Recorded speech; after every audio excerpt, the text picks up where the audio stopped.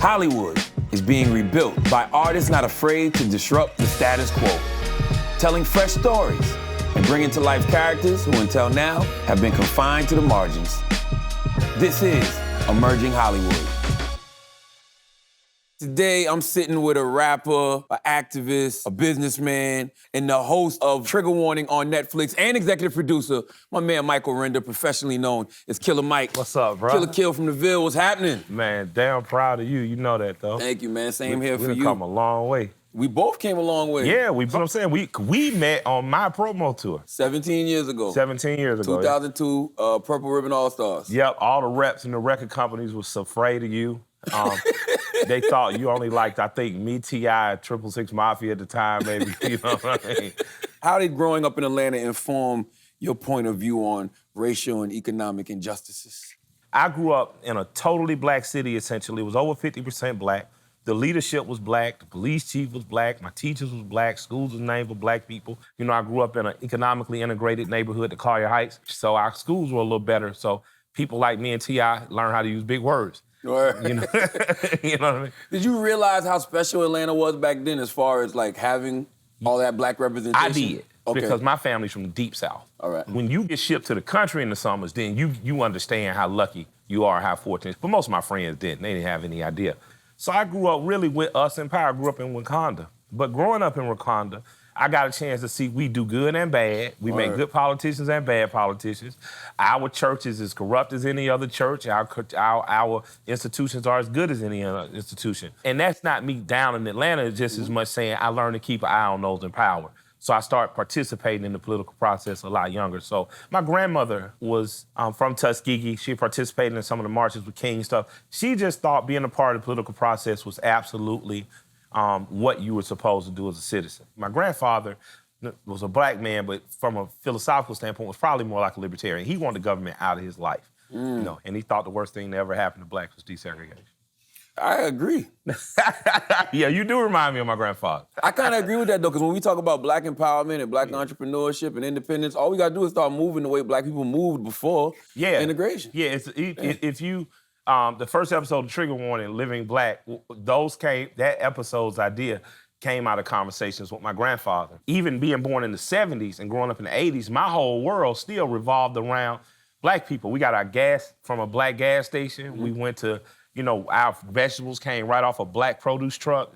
So for my generation was probably the last generation of that, and everything became more corporatized. So when you hear black people say white folks, a lot of times what they're saying is corporations. That's it. You know what I'm saying? It's not even that they're saying literally you white people on the other side of the camera, but Whole Foods is not owned by someone who looks like us. So in his mind, the worst thing to happen to us had been desegregation because our dollar desegregated out. And we start thinking, you know, white folks' water was colder. And we start moving out of the neighborhood. And then when you start moving out of the neighborhood, you took a tax base out that provided for working class kids like me to have a better education because I lived in a community of rich black people too, right? Who put that entrepreneur spirit in you? I grew up in the crack era, so that helped. All right. You know, I don't think the crack era gets the proper accolades. A lot of entrepreneurs. A lot of entrepreneurs came out of it. But my mother, she was an artist and florist, and she didn't like working for people. The people in my family who I saw do what they want to do, whenever they wanted to do it, all owned the business. Once I got into rap and my heart kind of got broken the first go around, I just promised myself I'd never be totally dependent on my art again because it made me resent something I loved, you know what I mean? So I figured out getting into business, and out of that was born stuff like the Swag Shop. Yep, and Render Real Estate Holders and things of that nature. Why'd your heart get broken the first time around in the rap game? It didn't work out, right? And it didn't work out for reasons that I didn't have total control over. Got you. Like I didn't have control over going to Columbia Records. I didn't have control over why I didn't get to go to Def Jam, or I didn't have control over any of that. But that was the first time in my life I had been out of control. You know, I was 5 little girls, older brothers. I was, at that point, two children's father. You know what I'm saying? I was a man to a woman. And all of a sudden in my life, the decisions of other people were affecting me in a way that was adverse. I never wanted to feel like that again. So I had to figure it out by myself. And the figuring out of that by myself was I Pledge Allegiance to the Grind as a series, and then rap music, and then Run the Jewels. And here I go. Wow. You've always had messaging in your music. Yeah. But I feel like them 6 episodes of Trigger Warning got more of your messaging out than a decade of music. Yeah, I know, right? How does that make you feel? You never know what God got planned for you, man. Yeah. You know what I'm saying? When I look back at the Crunk era and how many people were literally catapulting up past me and just superstars. I didn't begrudge anyone. I didn't have envy toward anyone. But it was humbling because lyrically I knew, like, I'm fucking up the world. You know what I mean? And I'm saying these things, but I knew that the world, that's not what they wanted at that time. Well, not as much of the world as I thought should want it. And the world caught up because everybody graduated college and went and got jobs, and then that shit hit them in the face. And it's like, oh, so God in the building might make some sense to me this morning. You know what I'm saying? So that's fine. You know, Bun told me when I dropped my first record, he said, you probably 10 years ahead of your time. Wow. You know, he said, I got to be honest with you. So it's going to be hard, but just keep trying and keep doing it. I wonder if he saw that because of the climate of the South at the time or what? Maybe. One of the most flattering things, though, that ever happened in my life was when I walked in the Trap Museum, and the first 2 albums were up there with T.I.'s Trap Music and my album, Monster. Wow. T.I.'s Trap Music is the first official trap album, and then it said Killer Mike makes the first attempt at making a conscious trap album. And that's really what Monster was. Wow. Yeah, like I was really coming out of selling drugs, coming into music, trying to reconcile that. That's why you heard, Mama, I don't want to sell drugs no more. You're like, I did not want to sell cocaine anymore. I had 18 ounces of cocaine above my kitchen cupboard when I made Monster. Damn. You know what I'm saying? I bought 9 and got fronted 9. Like, so that's different. That's not saying that they didn't trap or do things. That's just saying, you know, when you look at me and T.I., we literally were trapping. You know what I mean? Trying to rap. And therein lies the difference. I didn't want to be trapping. I was sick of that shit. What was Michael Render's mind state when he was selling dope? Because I can't believe I'm doing this educated brother. Shit. Yeah. People think you sell drugs because you're lazy or you're nefarious in some way.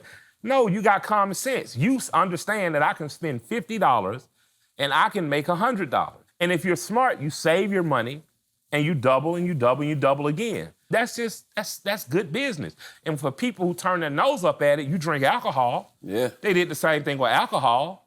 They're doing the same thing with marijuana now, except the people who bore the burden of going to jail for the last 50 years aren't reaping the benefits. Yeah, us and people who speak Spanish that look like us.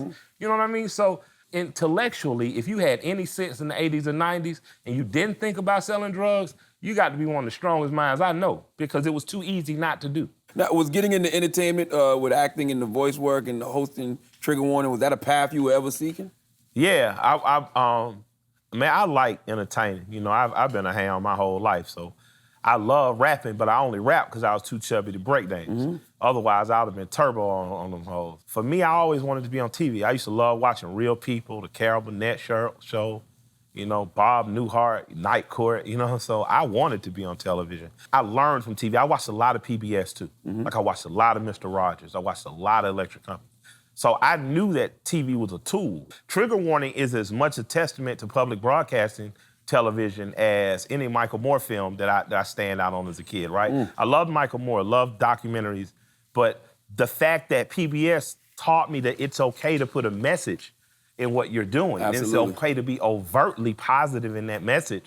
I got that directly from public broadcasting. So, you know, when I watched the Mr. Rogers documentary, I cried like a baby.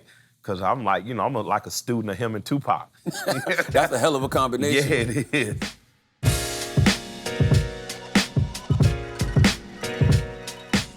You're a longtime gun rights advocate. Yeah, a gun owner, absolutely. What do you think we as a nation should be doing to, like, combat the rise of mass shootings?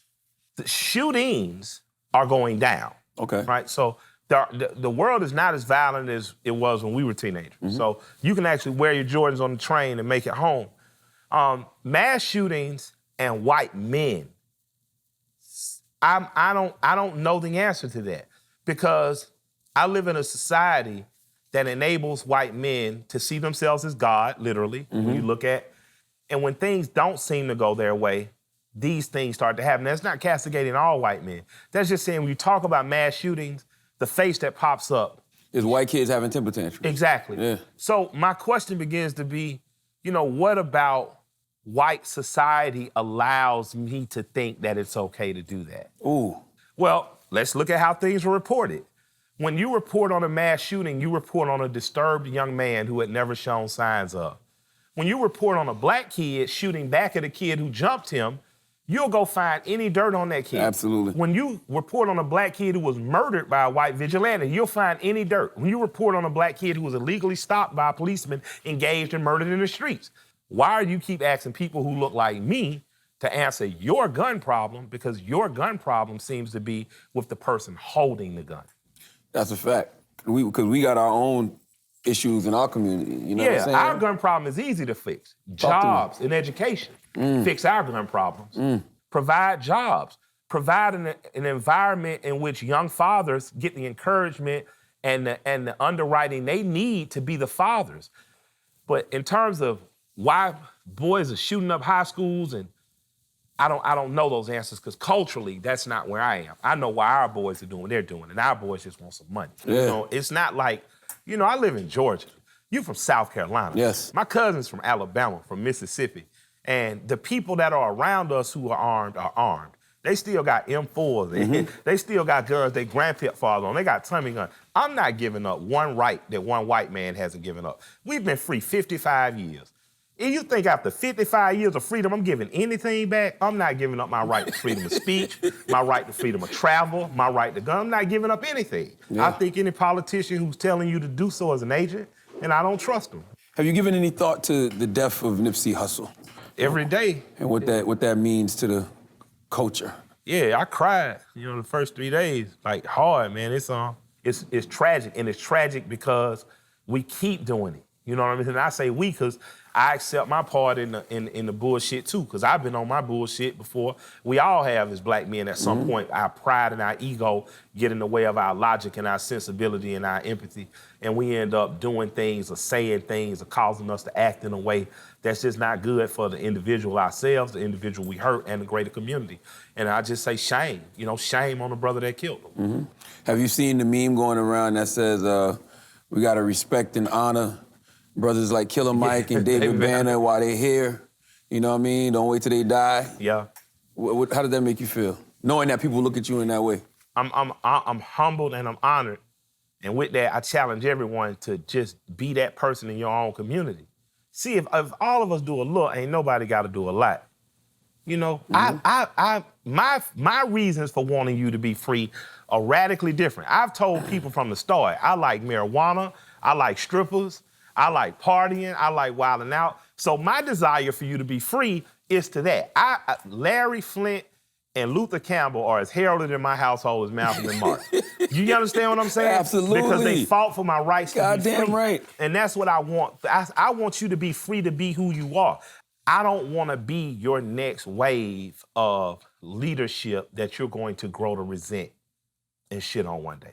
So you think that we look at our leaders as fads at sometimes? That's what we do. Because, that's what happens with ageism. That's what happens with the change of culture. Like, whether I agree with Jesse or Al, I cannot make light or joke of the blood they've shed on my part. Damn right. When I see people make jokes about John Lewis being beaten at the Edmund Pettus Bridge, he took a beating within an inch of his life. And I knew the people that were there with him that day. I can't disrespect that by laughing at that, because I don't know if I would have been willing to take that beating. You get what I'm saying? I would have been a shoot back, so I might have got strung up in a tree. You know what I'm saying? So for me, I have to honor that. So that's why I love you, man, because you got so much balance. The scholar, street dude, you know what I'm saying, entrepreneur. But then your father was a police officer. He was. How did that affect your views on the police? I'm from Atlanta, so me telling the outside world I'm from Atlanta is like a Mormon white boy saying I'm from Utah.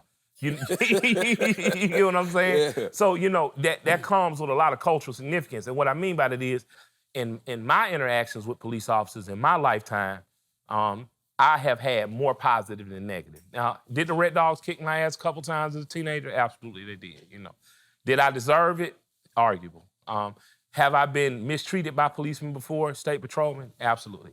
But more times than not, have I been treated fairly and justly within DeKalb, Atlanta, places around Atlanta by police officers? Yeah, I have. And do I think that there's a value in black people being policed by people who look like them? Yes, I do. Yeah, and black people from the communities that they police? Absolutely. I think that Our policemen deserve no interest loans. I think they deserve better housing deals in the city. I think the same applies to our firemen and our teachers, because these are the people that are investing in our community on a daily basis on the front lines. So I'm an advocate for Black people being policed by Black people from their communities who look like them. Mm-hmm. And I'm also a big supporter of community boards. And I think that police who violate the rights of their constituents should have to pay. And that pay should come through some type of insurance payment or some type of loss of pension, depending on how egregious the act is. But you should answer to the people who pay your bills. Do you think hip-hop has played a negative role in the perception of police? No, I think the police have done a great job of fucking up their own public image. Yeah. And I think that can be fixed. Really? Yeah, absolutely. Because is that an episode of Trigger Warning that's gonna happen? I would like to. We gotta see. I'd like to see a resurgence of the police athletic league. See, the Boy Scouts ain't as big in our neighborhoods as it is suburban neighborhoods, right? But the cops are there. They're always there. Mm. And I think that if you start to solve that problem, you start to solve bigger problems. If you got officers in here who know how to use their hands and grappling techniques, teaching these boys, then you have young men who are getting out that warrior-like spirit right there with the officers, right there with the people who are going to talk to them at some point in their teenage years. So there's a line of respect and communication that's grown there. What made you want to specifically say, I'm going to focus on barbershops? I'm going to open barbershops. What about the barbershop? Bell and Wilder Barbershop on Simpson Road did a lot for me. Mm-hmm. Like Mr. Bell and Mr. Wilder, they were my master class in manhood and opening the door for a woman and how to speak to people and how to disagree and not be disagreeable, you know what I'm saying? And I said if we can have Floyd's and Supercuts and Great Clips and all these other places that kind of get shitty haircuts to white suburban kids, why can't I take the same spirit of multi-locations and give a great haircut and provide a safe place to socialize? It's crazy because 6 years ago, I did a show here, they say on this date. Yep, probably 7 years ago, a year before that, I bought my first barbershop online, sight unseen. Pissed Shay off. Wow. Yeah, she's pissed with me now too, so it's just, some things never change. What, you didn't tell her that you was doing it? Nah, I just bought it. I don't see that. I feel like you run everything through Shay. Like I do. Yeah. But you only learn from making a mistake. So so you did it once, you never did it again. You know what I'm saying?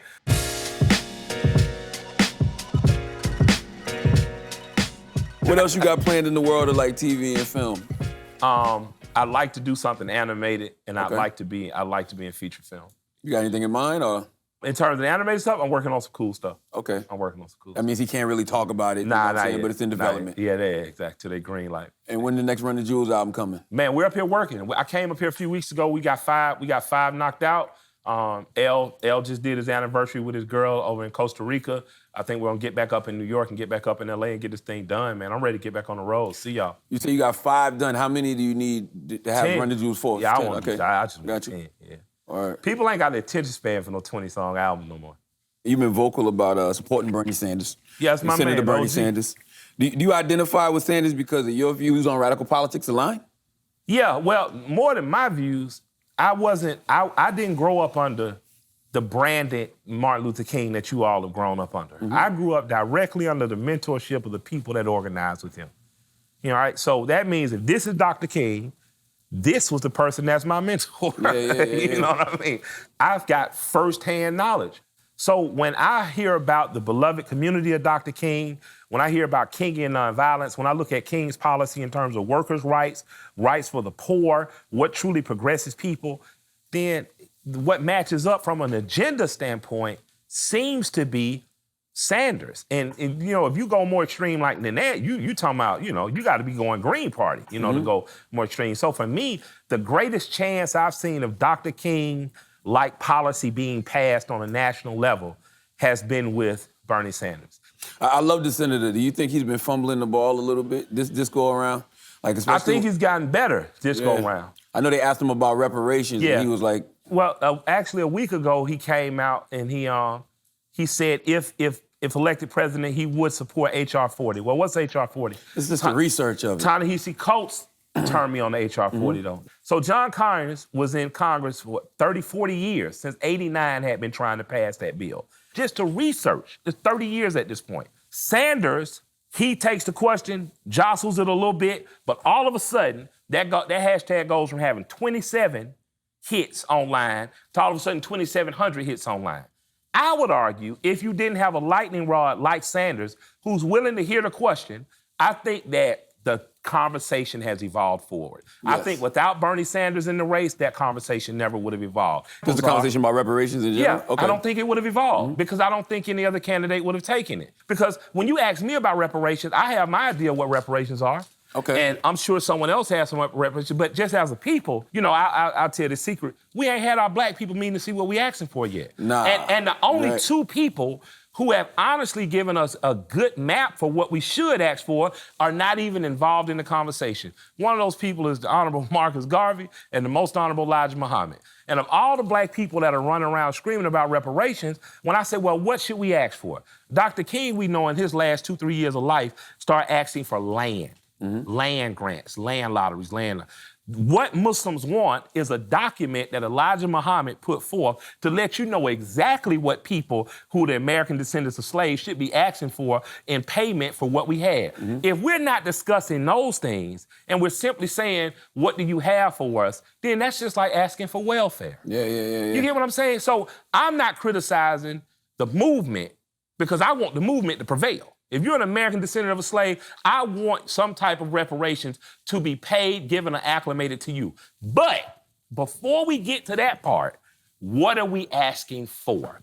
You know, people got mad at Senator Sanders, but he honestly just asked the question. He was like, what is the reparations? You know that's what I'm saying. And he wouldn't say yes to something he doesn't even know what it is people want. My mom said, no, when you ask for something, know what you're asking for. Absolutely. See, what if this man says, yeah, okay, I'll give you, what do you want? And you say, well, I want $2 million. Okay, well, here's $2 million. Well, what if it turns out what you really were worth was $20 million? Yeah. Now you've taken $2 million, you lived your wildest fantasies, you've had the most fun year of your life, and trust me, I'm a rapper, it's easy to spend $2 million in a year.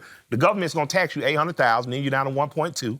You're gonna get the nicest house you can find. If you're in the South, you can probably get a nice one for $600,000. So you got $600,000 left. And then you have the rest of your life to figure that out. You're probably gonna buy a Lamborghini Jeep. Something dumb. Yeah. Big ass chain. You get what I'm saying?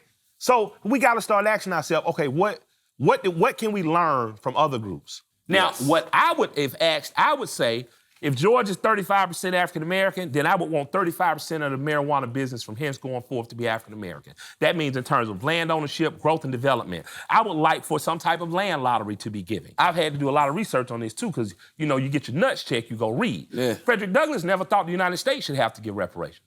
Frederick Douglass, who was the most photographed person in the 19th century, the Barack Obama of his time, thought that only the people who own slaves should be responsible for. See, I disagree with that. But he was an actual slave. Wow. So who am I gonna argue with an actual slave? But see, for me, if the government allowed it, the government should acclimate something. Yeah, because everybody reaped the benefits of it that was white. What I would like to do as a black community is for us to start holding some Sunday meetings that are not online, that are not on live, and let's start talking what we want and what we deserve. Because 54% of all African Americans live in the South. The South is still great in terms of land ownership. We could own that part of the country. Essentially, I want black people to think of yourself as Mormon in the South as Utah.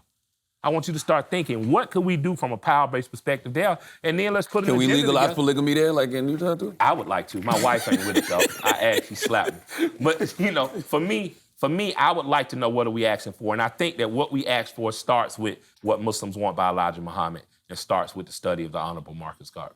And you're right about the Senator Sanders thing too. The Wall Street Journal did a study where they said that the most reparations has been mentioned was when Ta-Nehisi Coates did that article for The Atlantic. Yeah. And then when I asked Kamala Harris about it on The Breakfast Club. Yeah. And it was like that was the start of the conversation happening. Because it I went don't from think that her was to a fair Bernie. question for her.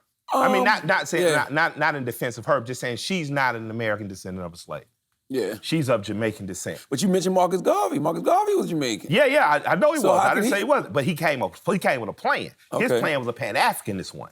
His plan would have not only held America to accord, it would have held Jamaica and Britain to accord, it would have held France with Haiti to accord. So yeah, he was like a master thinker, a master teacher. If you're not ADOS, you can talk about it if you have a plan. Basically. Yeah. I'm not saying no one else deserves to talk about it. Mm-hmm. I mean, just in matters of how it's really going down, what do you think about it? You probably want to ask someone who's a descendant of it because they're going to view it differently. Got you. You know what I'm saying? Your great-grandparents actually toil the land in South Carolina. You have a right to the Geechee and Gullah Islands that a black person who's from Louisiana may not have. You know what I mean? Because that land was toiled there by your people. And I'm 97% West African. You know what I'm saying? I did my DNA test. Now, what subjects have you yet to tap into on Trigger Warning that you want to explore? What we gonna see for season 2? We better see season 2 Netflix. Yeah, I like to see what black polygamy is hitting for, and that can save the black community. I like to create a high fashion brand. But who knows, man? There are just questions I have about black privilege after reading your book. Okay. Like, you know, we do have certain privileges, and why aren't we taking advantages of black privileges? Like, why aren't we working from a place of power? You know what I'm saying? In terms of black privilege. It's like I'm friends with people from Asian communities, from Vietnamese communities, Korean communities. Whatever starts working, they start doing. Yeah. Oh, tennis is it? Oh, yeah, you playing tennis, kid. You know what I mean? Like, oh, engineering is it? Oh, you doing engineering. Like, so from our power base, we tend to talk down on our power base. Oh, don't rappers and singers and dance. No, that's what they're paying us to do. No, hold up. We're gonna get some Sammy Davis Jr. and Michael Jackson going on. You gonna sing and dance, and then we're gonna take this money and invest. So I'd like to see in the real world what that looks like. So, you know, just some of the crazy thoughts I have. Killer Kill from the Ville. Man, always a I love pleasure and talking respect to you, you, man. You know I love you too, my brother. Absolutely.